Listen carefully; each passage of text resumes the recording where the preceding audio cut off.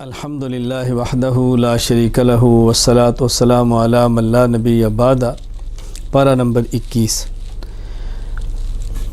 اللہ تعالیٰ نے پارہ نمبر 21 کے آغاز میں تو یہ فرمایا قرآن کریم کی تلاوت کرو، نماز کی پابندی کرو، بطور خاص ان دو چیزوں کا حکم دیا گیا ہے۔ پھر آگے حضور اکرم صلی اللہ علیہ وسلم کی صداقت پر ایک کیسی عجیب دلیل بیان فرمائی ہے کہ دیکھو یہ امی ہیں، انہوں نے دنیا میں کسی آدمی سے نہ پڑھنا سیکھا نہ لکھنا سیکھا، اور مضامین وہ بیان فرما رہے ہیں کہ جس پر بڑے بڑے اہل عقل اور پڑھے لکھے بھی دنگ رہ جاتے ہیں۔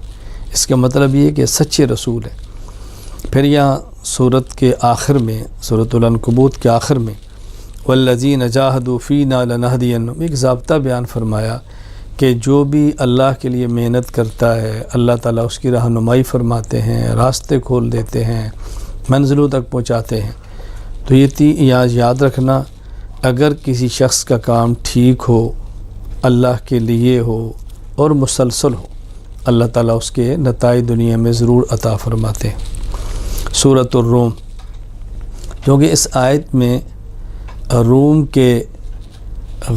روم کے مغلوب ہونے کا ذکر ہے۔ غلبت الروم فی ادنی الارض وهم من بعد غلبهم سیغلبون، کہ روم والے مغلوب ہوں گے پھر غالب ہو جائیں گے چند سالوں میں۔ تو چونکہ سورت میں روم کا ذکر ہے، اس لیے سورت کا نام ہی سورۃ الروم ہے۔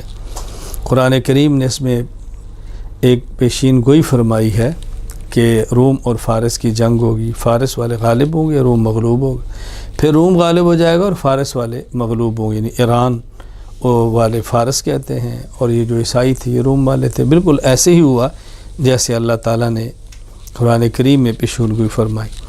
پھر اللہ تعالیٰ نے اپنے خالق ہونے کے عظمت کے دلائل بیان فرمائے ہیں، اور یہ بار بار اس کا ذکر ہوتا ہے قرآن کریم میں۔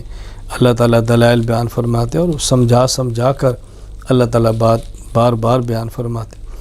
دیکھو اللہ تعالیٰ نے تم میں سے عورتیں پیدا کی ہیں، تم میں سے سکون حاصل کرتے ہو، تمہارے درمیان محبت پیدا کی ہے، تمہارے درمیان شفقت پیدا کی ہے۔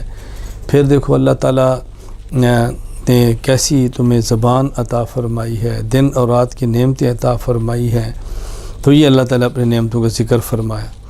پھر اللہ تعالیٰ نے مثال دے کر بات سمجھائی ہے کہ دیکھو تم اپنے مال میں کسی کو شریک نہیں کرتے، تو اللہ تعالیٰ اپنے ملک میں کسی کو کیسے شریک کر سکتے ہیں؟ تو یہ مثال دے کر اللہ تعالیٰ نے شرک کو سمجھایا کہ غلط ہے، اس سے تمہیں بچنا چاہیے۔ پھر اللہ تعالیٰ نے اہل حق کے غالب ہونے کا ذکر فرمایا، فاصبر ان وعد اللہ حق، صبر کرو، برداشت کرو، انشاءاللہ اللہ کا وعدہ سچا ہے اور حق والے ہی غالب ہوں گے۔ سورہ لقمان، چونکہ سورت میں اللہ تعالیٰ نے حضرت لقمان کا ذکر فرمایا، بیٹے کو وصیت فرمائی، اس کا ذکر فرمایا، اس لیے سورت کا نام ہی سورہ لقمان ہے۔ حضرت لقمان دانا تھے، حکیم تھے، اللہ کے ولی تھے، لیکن نبی نہیں تھے۔ حضرت لقمان نے اپنے بیٹے کو سمجھایا کہ بیٹا نمبر 1 شرک کبھی نہ کرنا، معمولی سے معمولی شرک بھی ہو قیامت کے دن وہ آئے گا، شرک کبھی نہ کرنا۔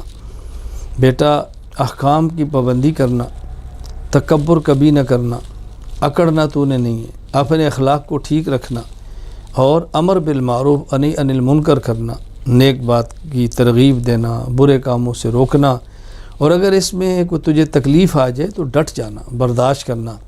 یہ نہیں کہ ہلکی سی تکلیف ہے تم امر بالمعروف نہی عن المنکر چھوڑ دینا، ایسا کبھی نہ کرنا۔ اور والدین کا ادب کرنا، والدین کا احترام کرنا۔ لیکن اگر والدین تجھے اللہ کے خلاف، اللہ کی معصیت اور گناہ کی بات کریں تو پھر والدین کی بات بھی نہ ماننا، یعنی والدین کی اطاعت کرنی ہے لیکن اللہ کی معصیت اور نافرمانی میں نہیں، اللہ کے حکم کو سامنے رکھتے ہوئے۔ سورہ لقمان کے آخر میں اللہ تعالیٰ نے بطور خاص 5 ایسی باتوں کا ذکر فرمایا۔ ویسے تو عالم الغیب اللہ کی ذات ہے، لیکن سمجھانے کے لیے بات فرمائی۔ ذرا یہ دیکھو، ان اللہ عندہ علم الساعہ، قیامت کے علم اللہ کے پاس ہے۔ وَيُنَزِّلُ الْغَيْثَ، بارشیں اللہ برساتے ہیں، کب برسانی ہے، کہاں برسانی ہے، اللہ ہی جانتے ہیں۔ اور رحم کے اندر کیا ہے اللہ ہی جانتے ہیں۔ دنیا والے تو تب بتائیں گے جب کوئی چیز بن جائے گی۔ ایک نطفہ ہوتا ہے، راہ میں جاتا ہے، اللہ کے علم ہوتا ہے اس نے کل کو کیا بننا ہے اور کل کیا ہونا ہے، اللہ جانتے ہیں۔ کس بندے کی موت کب اور کہاں نہیں ہے اللہ جانتے۔ بطور خاص 5 مغیبات کا اللہ نے ذکر فرمایا۔ مومن کا ایک عقیدہ ہے کہ عالم الغیب صرف اور صرف اللہ کی ذات ہے۔ اللہ اپنے پیغمبر کو بھی جتنا بتائیں پتہ چلتا ہے، باقی جتنا نہ بتائے اس کا علم نبی کو بھی نہیں ہو سکتا۔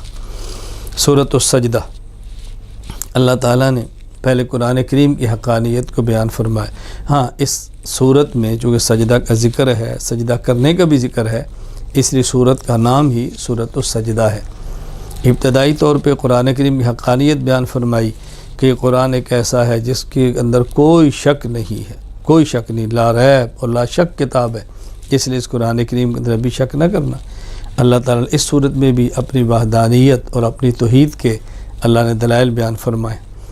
پھر اللہ تعالیٰ نے صورت میں مؤمنین، صالحین، ماننے والے اور مجرمین کا حال بیان فرمایا ہے کہ دیکھو مجرم قیامت کے دن سر کو جھکائے کھڑے ہوں گے، ذلت میں ہوں گے، آرزو کریں گے کاش ہم یہ جرم نہ کرتے، آج ہمیں یہ دن نہ دیکھنے پڑتے۔ پھر اللہ سے مانگیں گے اے اللہ میں واپس لوٹا دے، ہم دوبارہ ٹھیک ہو کر آ جائیں، مگر واپسی نہیں ہو سکتی۔ اور مومنین، اللہ اکبر، ان کی آنکھیں ٹھنڈی ہوں گی، اللہ کے مہمان ہوں گے، اللہ کی نعمتوں سے لذت اٹھائیں گے۔ اللہ ہمیں مجرمین کی فہرست سے نکالے، اللہ اپنے بندوں کی فہرست میں ہمیں اللہ تعالیٰ شامل فرمائے۔ اور مومنین کے خاص وصف یہ ہے، یہ رات کو بستر چھوڑ کے اللہ کی عبادت کرتے ہیں، سجدے کرتے ہیں، تہجد پڑھتے ہیں۔ مومن کی شان بیان کی ہے۔ اللہ تعالیٰ ہمیں ایمان والوں کی صفات عطا فرمائے، مجرمین کی گندی صفات سے محفوظ رکھے۔ سورۃ الاحزاب، احزاب حزبن کے جمع احزاب کہتے ہیں لشکروں کو، چونکہ آگے غزوہ احزاب کا ذکر ہے کہ وہ غزوہ خندق جس میں مشرکین سارے گروہ اکٹھے کر کے لائے تھے اسلام اور مسلمانوں کو مٹانے کے لیے، لیکن اللہ نے اسلام کو بھی فتح دی، مسلمانوں کو فتح دی۔ تو چونکہ احزاب کا ذکر ہے اس لیے اس صورت کا نام ہی سورۃ الاحزاب ہے۔ یہاں ابتدائی طور پہ 2 باتیں اللہ تعالیٰ نے جو سمجھائیں ہیں وہ اچھی طرح سمجھ لیں۔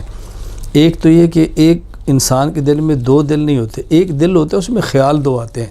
کبھی لوگ کہتے ہیں جی میرا ایک دل یہ کرتا ہے اور ایک دل یہ کرتا ہے، یوں نہیں، یوں کہ میرے دل میں ایک خیال یہ آتا ہے اور ایک خیال یہ آتا ہے۔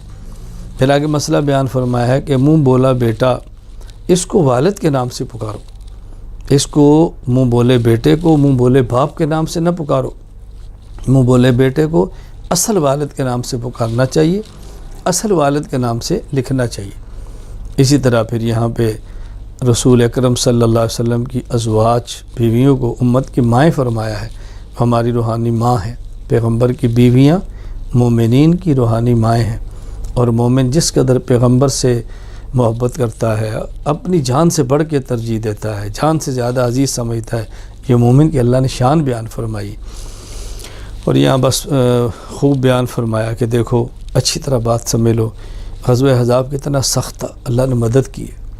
غزوہ خندق کتنا کٹھن تھا، اللہ نے مدد فرمائی ہے۔ آج بھی اگر احوال آ جائیں تو مومن کی نظر اللہ پہ ہونی چاہیے، اللہ تعالیٰ اس کی مدد فرماتے ہیں۔ پھر آخر میں یہ بات سمجھائی ہے کہ یہ بات اچھی طرح سمجھ لیں کہ مومن کے لیے اسوہ اور نمونہ پیغمبر کی ذات ہے۔ اور سورت کے آخر میں مسئلہ بیان فرما دیا، پیغمبر کی بیویوں کو حکم دیا، دنیا چاہتی ہو تو نبی کہہ رہے ہیں تم مجھ سے الگ ہو جاؤ، دین چاہتی ہو تو دنیا مشکلات تو آئیں گی۔ پیغمبر کی بیویاں تو پھر ہمارے حضور کی بیویاں تھیں نا، ان سب نے یا رسول اللہ ہمیں تو دنیا نہیں دین چاہیے، آخرت چاہیے، ہم نے دنیا کو کیا کرنا ہے۔ اللہ تعالیٰ نے یہ ایمان والوں کی شان بیان کی ہے۔ پھر پیغمبر کی بیویاں جو مومنین کی مائیں ہیں ان کی شان بیان کی ہے۔ اللہ تعالیٰ ہم سب کو رسول اکرم صلی اللہ علیہ وسلم اسوہ نمونہ بنا کر چلنے کی اور زندگی گزارنے کی توفیق عطا فرمائے۔ پیغمبر کی بیویوں کو اپنی مائیں سمجھیں، اور ہماری ماں اور بہنوں بیٹیوں کو چاہیے بطور خاص اسوہ رسول اللہ صلی اللہ علیہ وسلم کے ازواج اور پیغمبر کی بیٹیوں کو بنائیں۔ اللہ ہمیں عمل کی توفیق عطا فرمائے۔